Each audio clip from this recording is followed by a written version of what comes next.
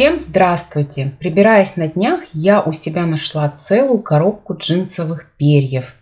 Я их делала лет 6 назад, вдохновившись одной сумкой из интернета.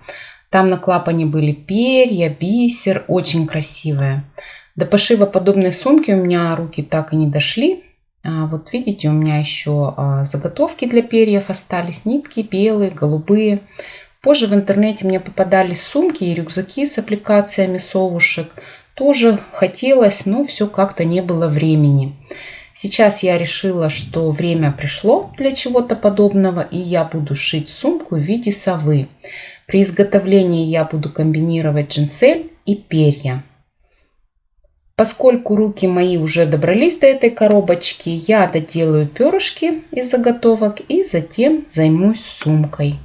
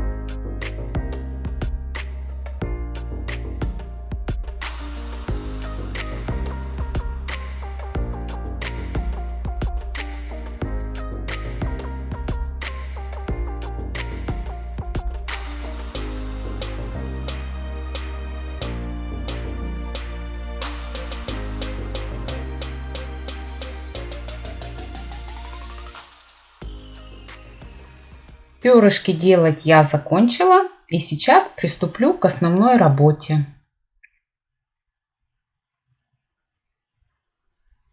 Для построения выкройки я взяла за основу прямоугольник со скругленными углами шириной 20 см и длиной 39 см. Передняя стенка сумки, деталь Б. На выкройке я обозначила место срезу сверху. Вот эта деталь. Ширина ее 20 сантиметров и высота 25 сантиметров. Задняя стенка сумки с цельнокроенным клапаном, деталь А. Вот это вся деталь. Длина ее 39 сантиметров и ширина 20 сантиметров. Здесь пунктиром я отметила ширину сумки 4 сантиметра и клапан высотой 10 сантиметров. Боковинка сумки, деталь С. Вот так она пойдет. Длина ее 66 сантиметров и ширина 4 сантиметра. Так же, как и на детали А. Все детали на выкройке изображены без припусков на швы. Крылышки фигурные я сделала, ширина 11 сантиметров и высота отсюда до сюда тоже 11 сантиметров. Это линия втачивания в боковой шов. Стачивать верхнюю и обратную стороны я буду по лицевой стороне. Здесь пунктиром отмечено. Надо будет выкроить верхнюю и обратную стороны 2 раза. То есть всего 4 детали. Разумеется, ремешок нужен будет. Его можно будет сделать любым. Съемным, вточным, регулируемым. Кому как нравится. Детали верха сумки я выкроила. Это передняя стенка сумки. Она полностью продублирована плотным флизелином, как и задняя стенка. Тут какие-то погрешности на ткани. Их видно по джинселью не будет. Тут тоже какие-то пятнышки. Все будет закрыто. Это боковинка. Вот так она будет притачиваться. Она тоже полностью я ее продублировала флизелином. Крылышки я не дублировала полностью. Край останется необработанным. Вот это как раз то место, где я обозначала пунктиром. На выкройке вот так будут втачиваться крылышки, и вот таким образом они будут загибаться. Ремешок будет 2,5 сантиметра в готовом виде. Я выкроила полоску 6,5 сантиметров и дублировала без припусков на швы. Ширину ремешка я сделала под эти карабинчики. Вот так это будет. Карабины внутри тоже здесь вот 2,5 сантиметра шириной. Ремешок уже почти готов. Осталось его только стачать. Чтобы глаза у совы были выразительными, я вырезала 2 круга из темной ткани. Вот так они будут. Нашла готовые глазки. Ножки у них были длинные, я их укоротила плоскогубцами. Вот таким образом я их установлю. Кажется, будет неплохо. Эти детали сейчас я буду выкраивать из подкладочной ткани, и делать я это буду, видимо, методом наложения. Детали подкладки выкроены. Переднюю стенку я продублировала флизелином сверху, она будет держать форму. И здесь я сделаю накладной карманчик. Это боковинка, я ее укреплять ничем не стала, пусть она останется мягкой.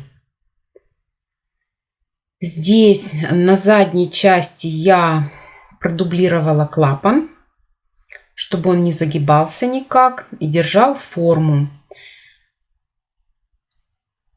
Здесь я поставлю магнитную кнопку, и это место я укрепила флизелином. Здесь я сделаю прорезной карманчик на молнии, как я люблю. Сейчас я начну рисовать голову совы в этой области. Для этого я отмечу припуск на шов. Здесь внизу я закладывала 1 сантиметр. Здесь будет сгиб, клапан, да? И отступая 4 сантиметра, ширина сумки, еще 1 сгиб. Для симметрии центр я тоже обозначу.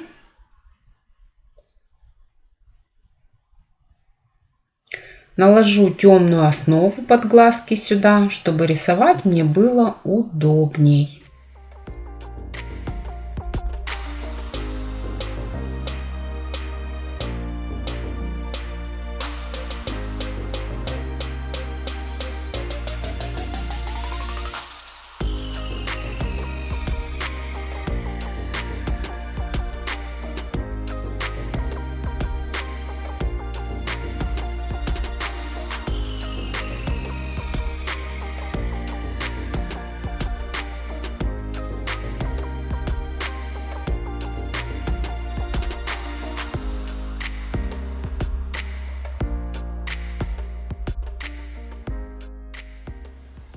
Сначала я выполню джинсель в этой области, и если меня устроит, уже все остальное. Все остальное я буду делать по прямым линиям. В этих местах будет закругляться. Несколько линий я так сделаю.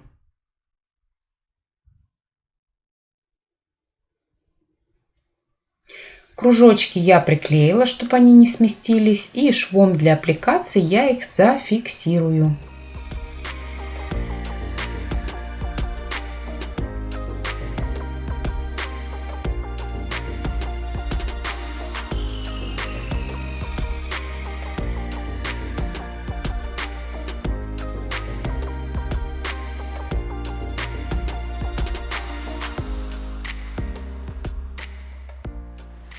Процесс пошел. Я сделала сначала одну центральную полосу и затем слева, справа, слева, справа. Сейчас я слева доделаю полосочки, затем с правой стороны, а потом уже вокруг глазок буду нашивать. На лобике я брала полоски потемнее, вокруг глазок сделаю светлее. Джинсель я выполнила. Спереди я поиграла с цветом, грудка посветлее будет у совы. Снизу здесь я закруглила, как и хотела. На задней детали здесь снизу тоже закругление. Здесь я уже полосочки не выбирала. И такими линиями я сформировала лицо, морду, что ли. Эти длинные полоски вокруг глаз я предварительно распушила, для того, чтобы они лучше легли по кругу. А эти я уже пришивала как обычно. Смотрите, как это выглядит с изнанки. Здесь наглядно все. Видно строчки, как идут. Сейчас это все отправляется в стирку. Беру свой мешочек специальный, да, для стирки джинсели. Закрою на молнию. И чтобы она в машинке не открылась, зафиксирую ее булавкой. Детали сумки я вытащила из стиральной машинки. Они еще влажные. Вот столько ниток вылезло во время стирки.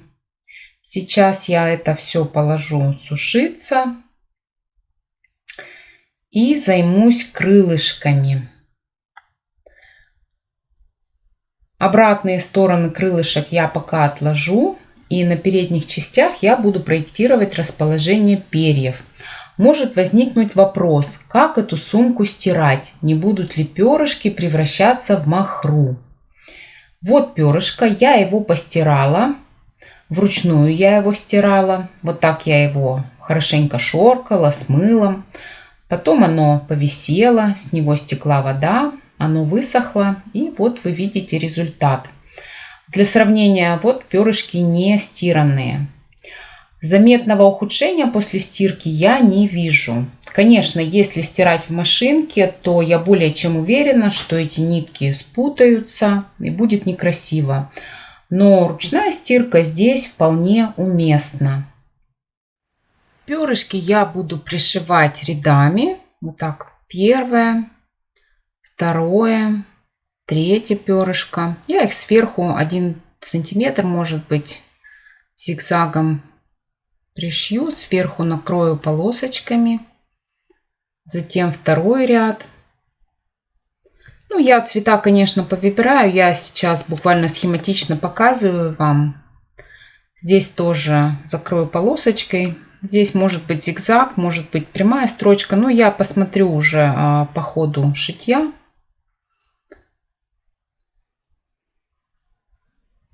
Третий ряд тут еще войдет. Тоже 2, ну или 3 я потом уже тоже буду смотреть. Ну вот так примерно это все будет выглядеть. 2 ряда перышек я нашила. Здесь закрыла полосками. Верхний ряд я буду делать вот таким образом. Перышко сюда. Сверху полосочку приложу и зигзагом пройдусь. Затем следующее перышко. Сверху полосочку и зигзаг. И последнее перышко то же самое. Смотрите, какое крылышко у меня получилось. Сейчас я сложу изнанка к изнанке. И здесь, отгибая перышки на расстоянии, наверное, полсантиметра от края, прямо по лицевой стачаю срезы. Когда я стачала срезы, у меня здесь образовалась пустота, и мне пришлось добавить еще одно перо. Я его как бы под другое перо засунула и пришила вручную. Это обратная сторона. Видите, срезы здесь я обработала ножницами зигзаг. Оба крылышка готовы. И теперь я займусь джинселью. В комментариях к первому видео были советы распушать джинсель щеткой и даже ческой для животных. Я попробовала, конечно. Но щетка, она столько ниток не вытянет. И такого эффекта пушистости не получается. А ческа у меня попортила строчку в некоторых местах. Но она ее просто вытянула, да, нитку.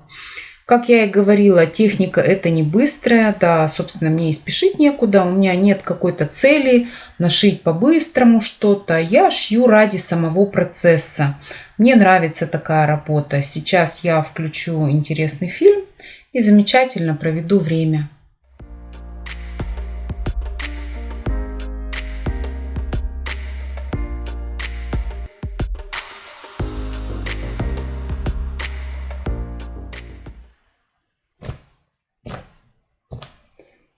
Готово.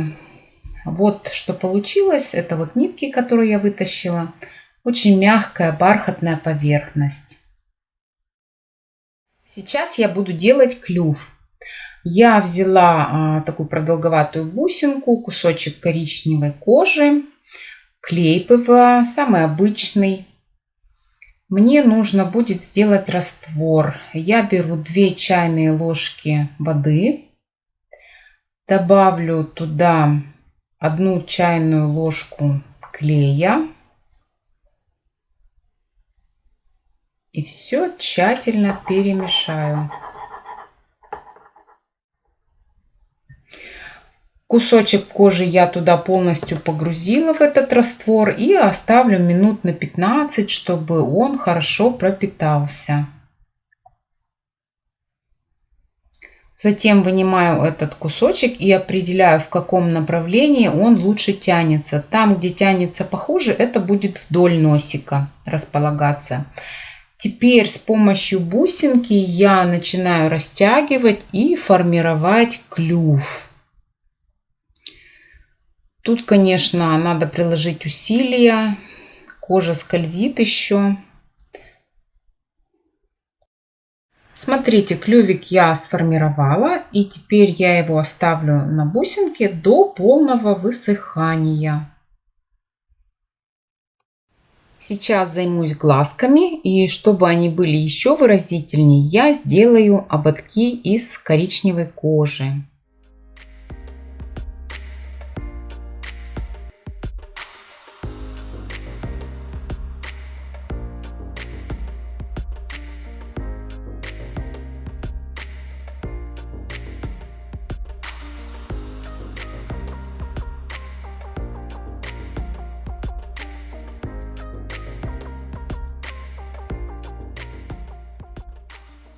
Срезы кожи светлее, поэтому я их обработаю акриловой краской для кожи.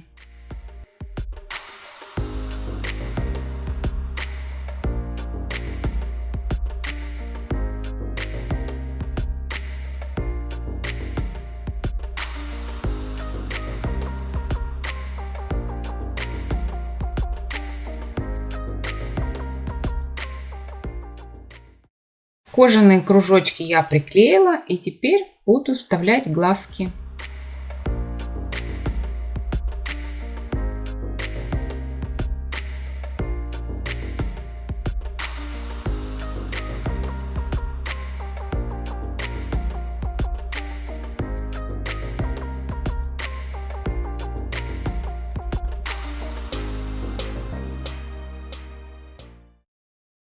Вот в этих местах, где я откусывала ножки плоскогубцами, я подпалю зажигалкой. Так подольше подержу, чтобы оно расплавилось. И вот так их, как бы расплющу, что ли, чтобы фиксаторы потом эти не соскочили металлические. Сверху приложу подкладку. Вот они проступают. Не беда. Я сюда, наверное, приклею такие кружочки из фетра. Сейчас я снова приложу подкладку. Потрогаю. Самое то. Сейчас я приступлю к сборке сумки. На боковинке по центру я сделаю насечки. Вот так сложу и ножницами отрежу чуть-чуть. С другой стороны тоже. Заднюю часть сумки я сложу и внизу по центру тоже сделаю отметку мелком портновским. Я совместила эти отметки, сколола булавками. Крылышки я тоже приколола лицом к лицу в тех местах, где я отмечала мелком с двух сторон. И начну стачивать эти детали. Стачивать я буду от серединки к краю. И с другой стороны то же самое. От серединки к краю. Аналогично я притачала переднюю часть. Сейчас сделаю насечки в местах скруглений. Выверну сумку и посмотрю. Так, что тут у меня получается? Эти швы я, конечно же, сейчас отутюжу все как следует, с паром. Крылышки будут на животике вот так зафиксированы. Ну, смотрите, как получается. Мне кажется, очень даже неплохо.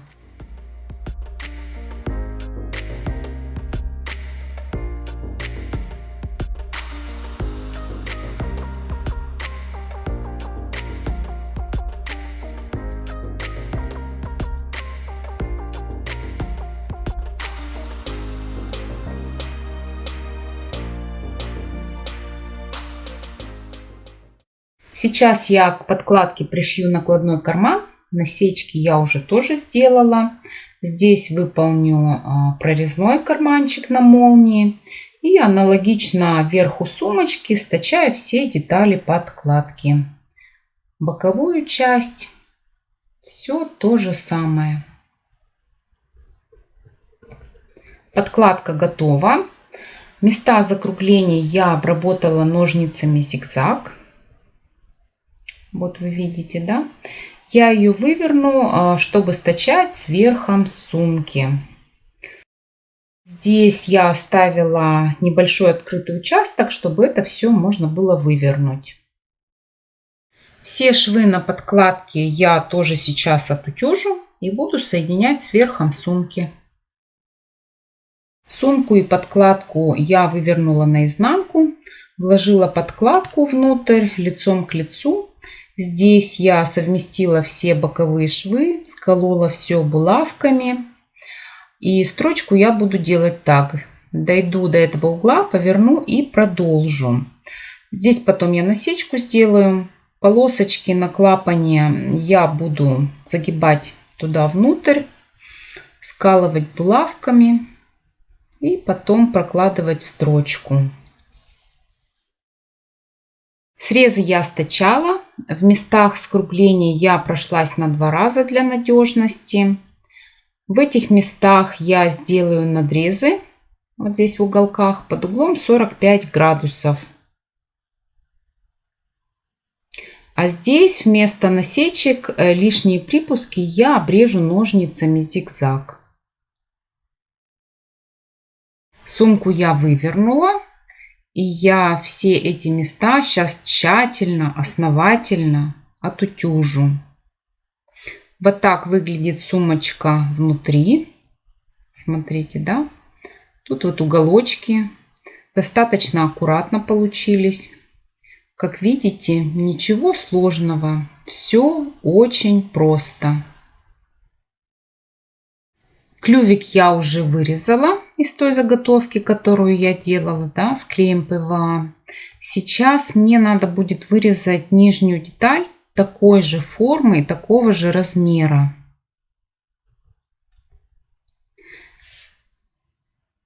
Вот, к этой нижней детали будет крепиться магнитная кнопка. Сейчас я ее установлю.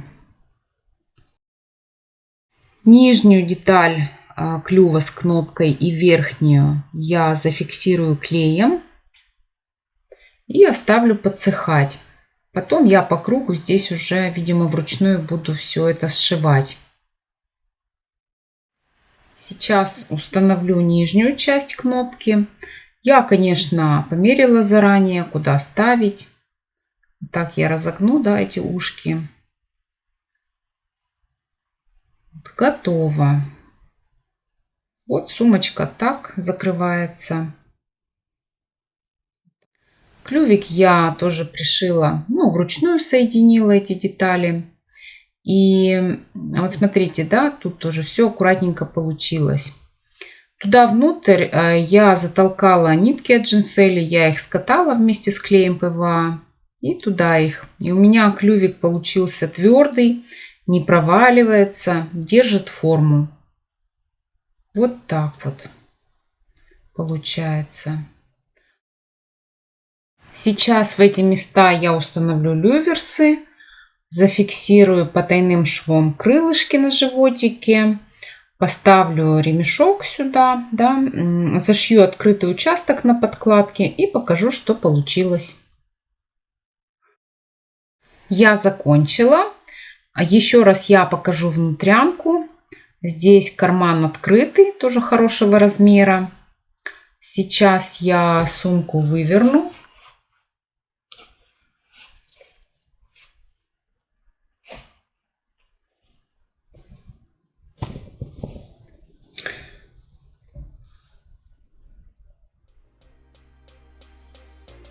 Вот какая совушка у меня получилась.